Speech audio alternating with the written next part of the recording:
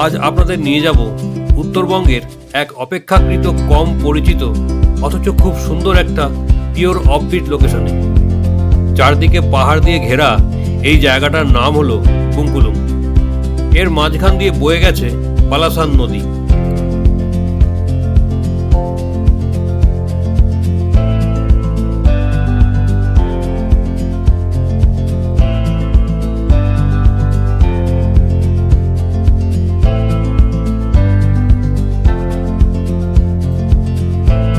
আমরা ধোত্রে থেকে ফিরছি, যাব বুঙ্কুলুং।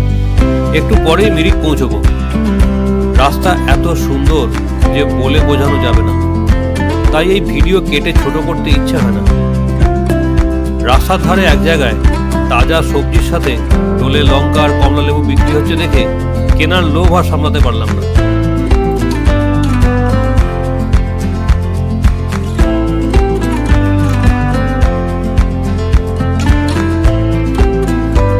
এই এলাকাটার নাম গোলপাহাড়, আর সামনের চা বাগানটার নাম গোপালধারা টি এস্টেট। ঠিক উল্টো দিকের টি স্টলের লিকার চাটা আমরা কখনোই মিস করি না, এবারেও তা ব্যতিক্রম হলো না। পরন্ত বিকেলের ভারী সুন্দর একটা আলো চারদিকে, তার সাথে বাড়তি পাওনা মুক্তোর দানার মতো বৃষ্টির কণা। অবাক বিস্ময়ে চেয়ে দেখি প্রকৃতির এই খামখেয়ালিপনা।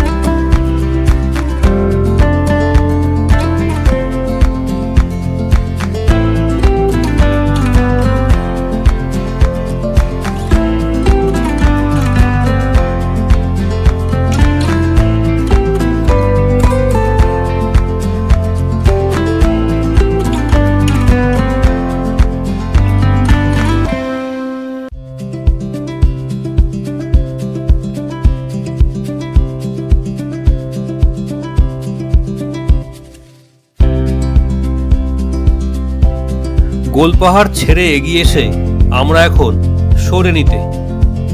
দেখুন কি সুন্দর এলাকাটা, আর তেমনই সুন্দর এই নামটা, সরেনি। চারদিকে শুধুই চায়ের বাগান, আর তেমনই সুন্দর রোদ ঝলমলে প্রকৃতি।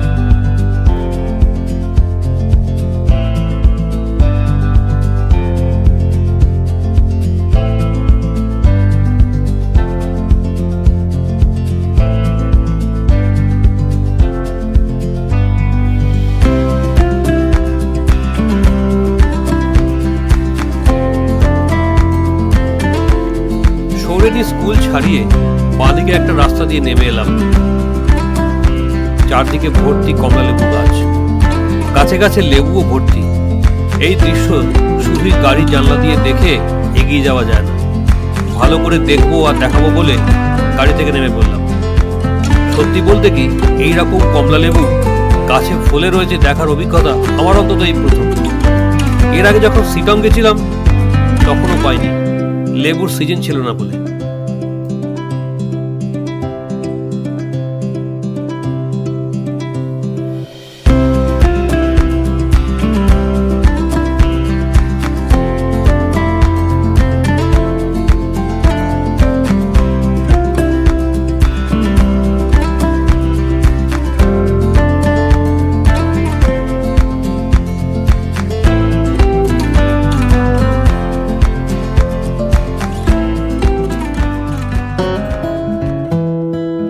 সৌরেনিতে কমলালেবুর বাগান দেখে চলেছি বুঙ্কুলুং এর দিকে। এনজেপি থেকে বুঙ্কুলুং এর গাড়ি ভাড়া পড়ে 2500 থেকে 3000 টাকার আশেপাশে। অফবিট লোকেশন আর ফিরতি পথে ভাড়া পাওয়া যাবে না, ড্রাইভারদের এই যুক্তিতে আপনার আমার কাছে ভাড়াটা তুলনামূলক একটু বেশিই মনে হবে।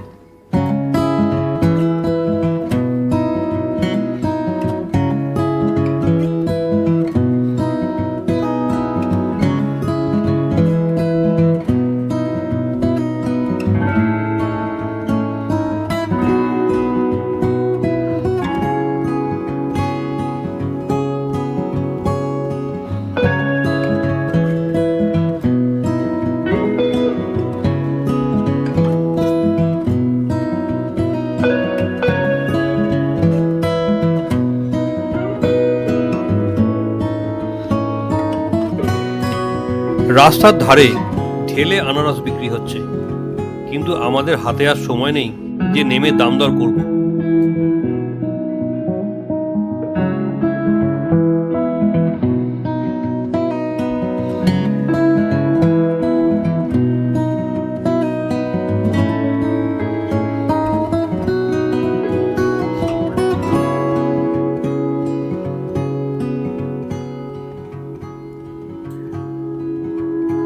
বঙ্কুলুং আসলে দার্জিলিং জেলার মিরিক এলাকার একটা গ্রাম।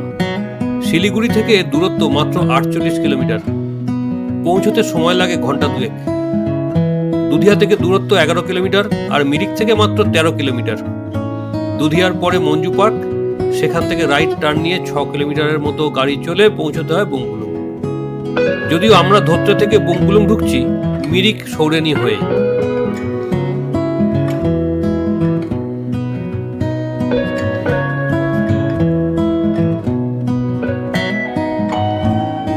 ড্রাইভার ভাইয়ের কথায় বুঝতে পারলাম যে আমরা রিসর্টের রাস্তা ভুল করেছি, তাই আবার অগত্যা অন্য রাস্তা ধরে চলেছি। আমার কিন্তু বেশ ভালোই লাগছিল এত সুন্দর একটা প্রকৃতির মধ্যে ভুল পথে যেতে। মন যেন বলছিল আর কিছুক্ষণ এই পথ ধরে চলুক না গাড়িটা, কে মাথার দিব্যি দিয়েছে যে পথ খুঁজে পেতেই হবে।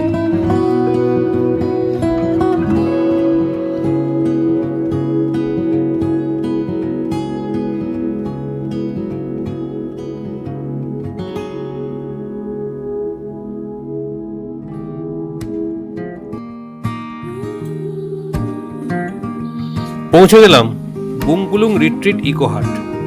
প্রথম দর্শনেই যেটা বুঝতে পারলাম যে অন্যান্য হোমস্টের সাথে এর কোনো তুলনাই চলবে না। চারদিকে গাছপালায় ভরা একেবারে সবুজ সজীব পরিবেশ।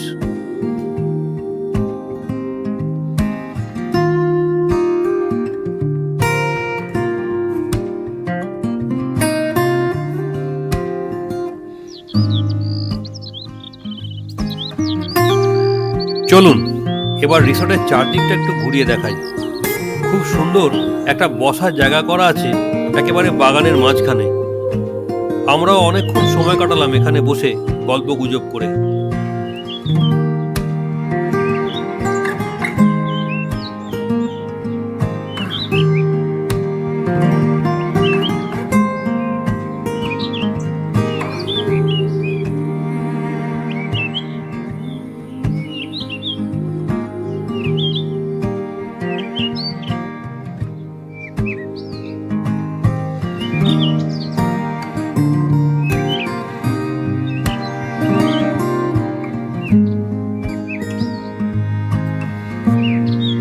রিসর্টের প্রতিটা কটেজ কিন্তু একেবারে ইউনিক স্টাইলে সাজানো, আর প্রতিটা কটেজের নামও ভিন্ন, যেমন ম্যাগনোলিয়া, ক্যামেলিয়া, স্যালভিয়া। ঘরগুলোও বেশ সুন্দর। সবকটা ঘরের ডেকোরেশন একটা নির্দিষ্ট ধাঁচেই করা। সব মিলিয়ে কটেজ আছে গোটা চারেক, আর সবকটা সাজানো দেখে রুচির তারিফ করতেই হয়।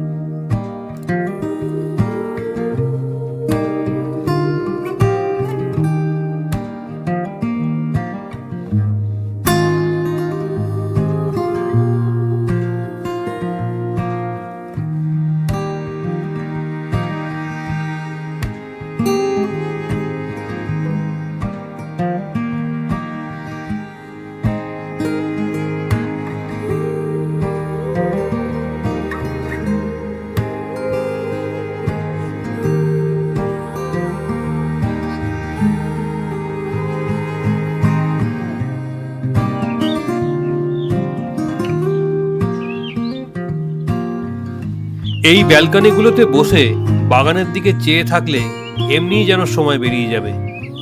চারদিকে শুধুই পাখির ডাক আর প্রজাপতিদের মেলা। এত সবুজ চোখ আর মনের জন্য ভীষণ আরামদায়ক। আজ রাতটা আমাদের এখানেই কাটবে।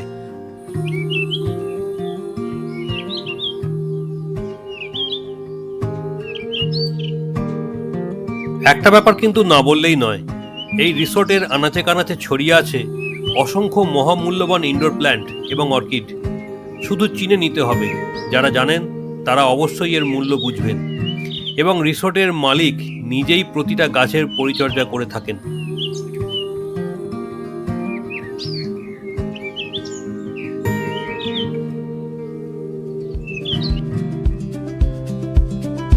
আর একটা ছবির মতো সুন্দর জায়গা থেকে ঘুরে আসি।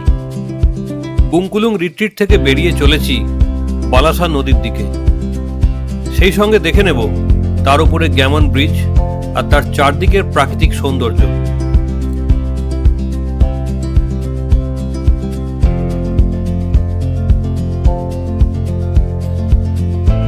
বুংকুলুংয়ে ইকো রিট্রিট ছাড়াও আরও কয়েকটা ভালো হোমস্টে রয়েছে, যেমন বাঞ্জারা হোমস্টে, টোটোলা হোমস্টে, জঙ্গল ক্যাম্প ও আরও কয়েকটা। হোমস্টেগুলোর রেট মোটামুটি 1500 থেকে 1800 টাকা মাথা পিছু, থাকা খাওয়ার সময়। এর মধ্যে ধরা আছে ব্রেকফাস্ট, লাঞ্চ, ডিনার আর সন্ধ্যার স্ন্যাক্স। রেট কিন্তু সিজন অনুযায়ী ওঠানামা করে, তাই বুকিংয়ের সময় অবশ্যই কথা বলে নেবেন।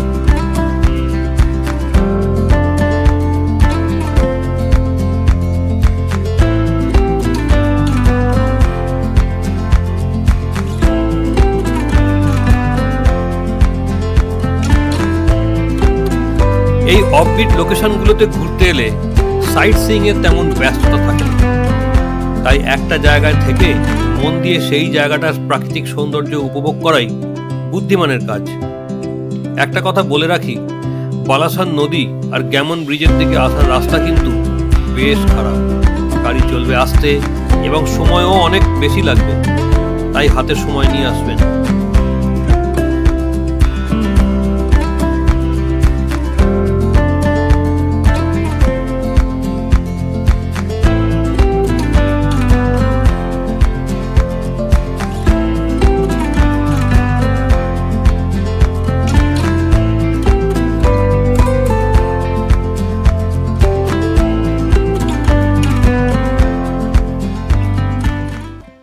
এখন সূর্যাস্তের ঠিক আগের সময়টা। গ্যামন ব্রিজের ওপর থেকে চারদিকটা দেখতে কেমন লাগছে তাই দেখানোর চেষ্টা করছি। এই ব্রিজটার একদিকে কার্শিয়াং আর একদিকে মিরিক। নিচে বয়ে চলেছে প্রায় শুকনো বালাসান নদী। ডিসেম্বর মাস হিসাবে ঠান্ডাটা কিন্তু কিছুটা কমই লাগছিল। তাছাড়া আমরা নেমেছি ধরতে দেখে, সেটাও ঠান্ডা কম লাগার একটা কারণ বটে। সূর্যাস্তের আগের মায়াবী আলো পুরো ভ্যালির ওপর ছড়িয়ে পড়ে যেন একটা অনন্য সুন্দর জলছবি তৈরি করেছে। বুংকুলুং থেকে সন্ধ্যেবেলা আলো ঝলমল কার্শিয়াং দেখতে খুব সুন্দর লাগে।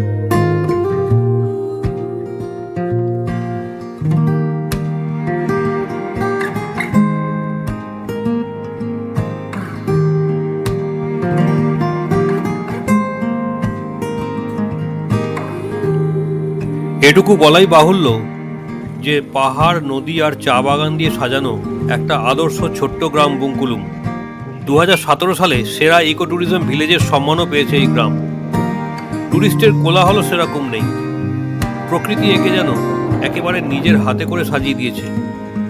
এখানে এসে 2 দিন আরামসে কাটিয়ে দেওয়া যায়।